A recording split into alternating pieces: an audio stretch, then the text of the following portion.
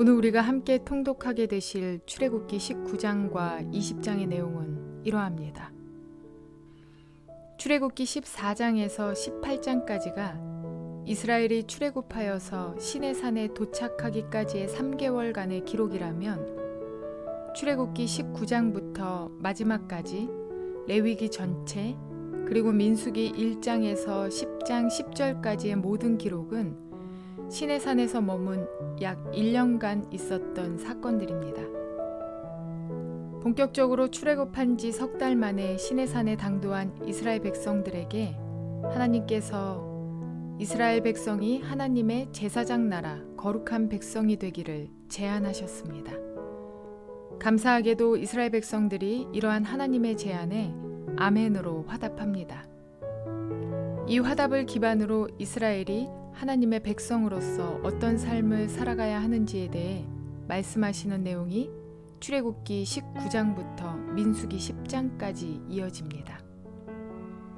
그리고 친히 백성들 앞에 강림하신 하나님께서는 율법을 말씀하십니다.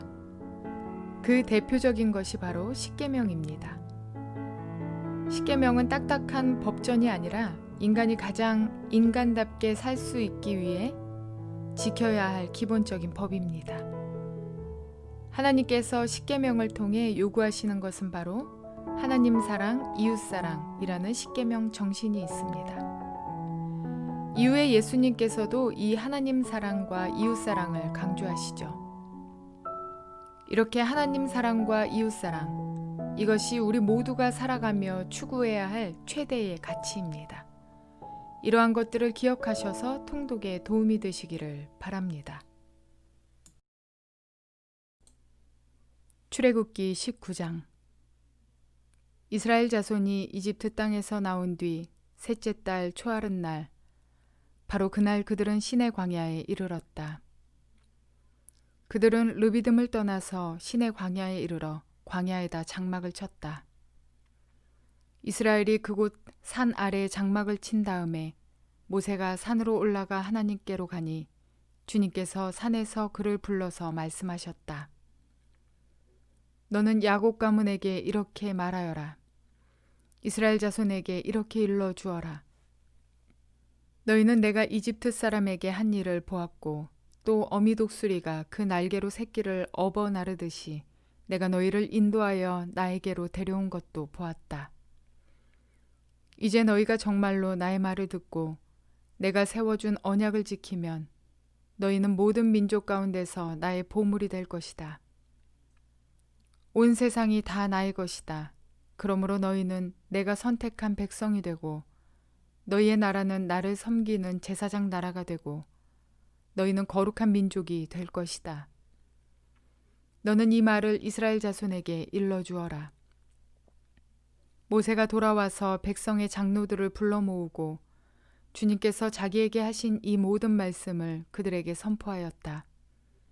모든 백성이 다 함께 주님께서 말씀하신 모든 것을 우리가 실천하겠습니다 하고 응답하였다.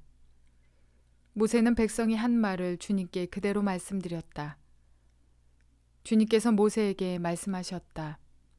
내가 짙은 구름 속에서 너에게 나타날 것이니 내가 이렇게 하는 까닭은 내가 너와 말하는 것을 백성이 듣고 그들이 영원히 너를 믿게 하려는 것이다. 모세가 백성이 한 말을 주님께 다시 아뢰었을 때에 주님께서 모세에게 말씀하셨다. 너는 백성에게로 가서 오늘과 내일 이틀 동안 그들을 성결하게 하여라. 그들이 옷을 빨아입고서 셋째 날을 맞이할 준비를 하게 하여라. 바로 이 셋째 날에 나 주가 온 백성이 보는 가운데서 시내산에 내려가겠다.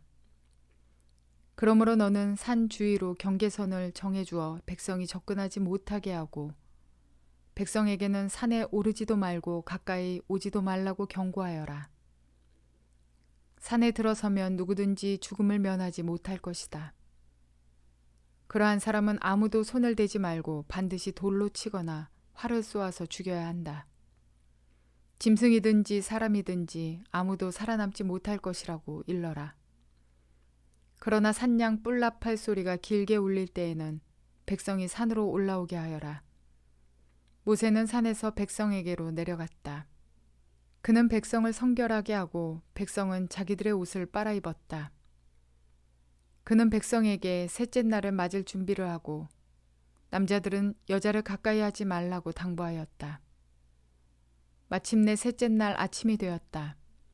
번개가 치고 천둥 소리가 나며 짙은 구름이 산을 덮은 가운데 산양 뿔나팔 소리가 우렁차게 울려 퍼지자 진에 있는 모든 백성이 두려워서 떨었다.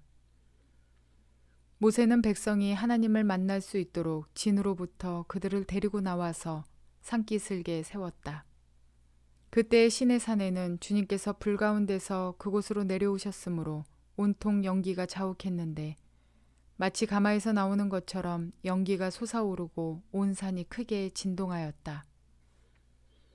나팔 소리가 점점 더 크게 울려 퍼지는 가운데 모세가 하나님께 말씀을 아뢰니 하나님이 음성으로 그에게 대답하셨다. 주님께서 시내산 곧 그 산 꼭대기로 내려오셔서 모세를 그 산 꼭대기로 부르시니 모세가 올라갔다. 주님께서 모세에게 말씀하셨다. 너는 내려가서 백성에게 나 주를 보려고 경계선을 넘어 들어오다가 많은 사람이 죽는 일이 없도록 하라고 단단히 일러두어라. 나 주에게 가까이 오는 제사장도 자신을 성결하게 하여야 한다. 그렇게 하지 않으면 나 주가 그들도 쳐서 죽일 것이다. 모세가 주님께 대답하였다. 주님께서 우리들에게 산의 경계선을 정하여 그것을 거룩하게 구별하라고 경고하신 명을 내리셨으므로 이 백성은 시내산으로 올라올 수 없습니다. 주님께서 그에게 말씀하셨다. 너는 어서 내려가서 아론을 데리고 올라오너라. 그러나 제사장들과 백성은 나에게 올라오려고 경계선을 넘어서는 안 된다. 그들이 경계선을 넘으면 나 주가 그들을 쳐서 죽일 것이다. 모세가 백성에게 내려가서 그대로 전하였다. 출애굽기 20장. 이 모든 말씀은 하나님이 하신 말씀이다. 나는 너희를 이집트 땅 종살이하던 집에서 이끌어낸 주 너희의 하나님이다. 너희는 내 앞에서 다른 신들을 섬기지 못한다. 너희는 너희가 섬기려고 위로 하늘에 있는 것이나 아래로 땅에 있는 것이나 땅 아래 물속에 있는 어떤 것이든지 그 모양을 본떠서 우상을 만들지 못한다. 너희는 그것들에게 절하거나 그것들을 섬기지 못한다. 나 주 너희의 하나님은 질투하는 하나님이다. 나를 미워하는 사람에게는 그 죄값으로 본인뿐만 아니라 3, 4대 자손에게까지 벌을 내린다. 그러나 나를 사랑하고 나의 계명을 지키는 사람에게는 수천 대 자손에 이르기까지 한결같은 사랑을 베푼다.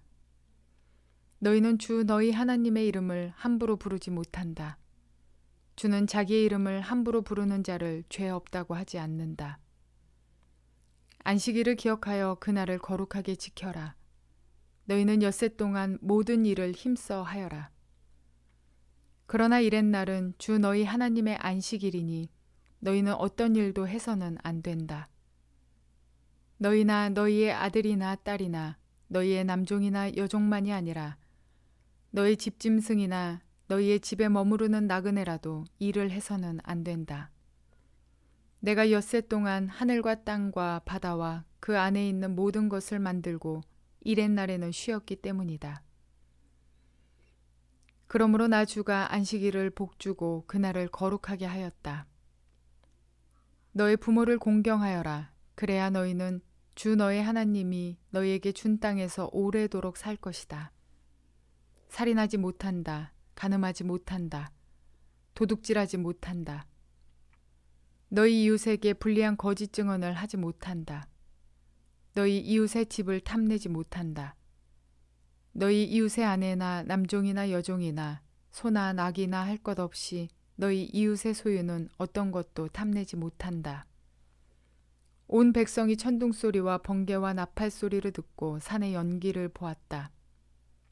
백성은 그것을 보고 두려워 떨며 멀찍이 물러섰다. 그들은 모세에게 말하였다. 어른께서 우리에게 말씀하십시오. 우리가 듣겠습니다. 하나님이 직접 우리에게 말씀하시면 우리는 죽습니다. 모세가 백성에게 말하였다. 두려워하지 마십시오.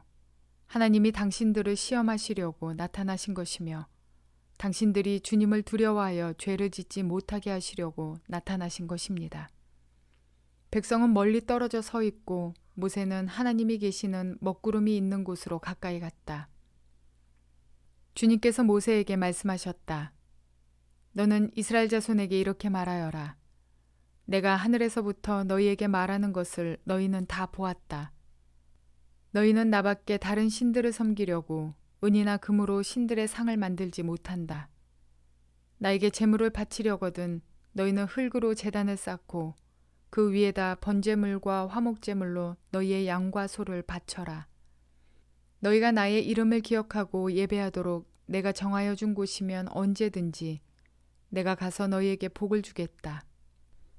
너희가 나에게 제물 바칠 제단을 돌로 쌓고자 할 때에는 다듬은 돌을 써서는 안 된다. 너희가 돌에 정을 대면 그 돌이 부정을 타게 된다. 너희는 제단의 층계를 놓아서는 안 된다. 그것을 밟고 올라설 때에 너희의 알몸이 드러나서는 안 되기 때문이다.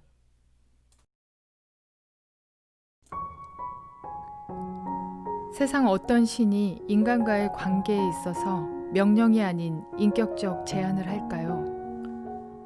어떤 종교의 신은 무조건적인 명령으로 두려움 때문에 순종하게 합니다. 인정사정이라고는 찾아볼 수 없이 말입니다. 그리고 어떤 종교는 도덕, 윤리적으로 거짓말투성입니다. 사랑하는 것 같지만 인간이 뒤돌아서는 순간 매정하게, 악하게 대합니다.